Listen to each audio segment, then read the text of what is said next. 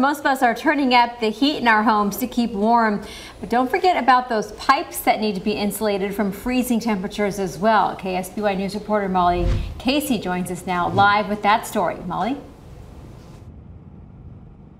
Well, Karina, most water pipes are tucked away on the side of the home where you might not think to look of them and where you might not think to keep them warm, but plumbers say you might want to insulate them so you avoid a disaster.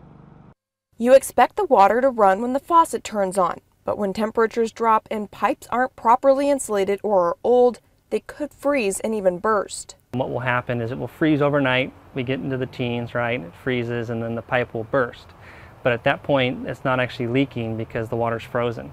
So what happens is people go to work, they don't think much of it, and then during the day it will defrost and they come home to a flood. And that's where it can really cause damage. Johnny Paylor, general manager of Benjamin Franklin Plumbing, says pipes like those under your sink may look fine.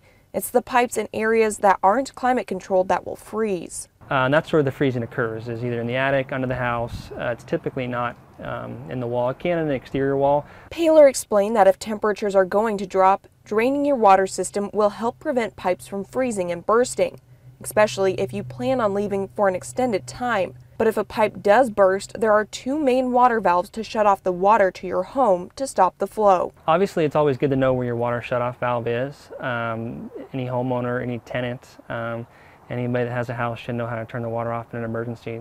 But the best thing to do to prevent the possibility of freezing and bursting is to properly insulate and tape any exposed piping. Really, you should insulate first. Says that if you don't know where those water valves on your home are, call a plumber. They'll be able to come out, shut them off, and they'll try to fix any damage or start to fix any damage that may have occurred. Live in Atascadero, Molly Casey, KSBY News. All right, Molly, thank you. And if you are going to hire a plumber, check that they are licensed and insured. Most companies will have that information on their trucks and websites.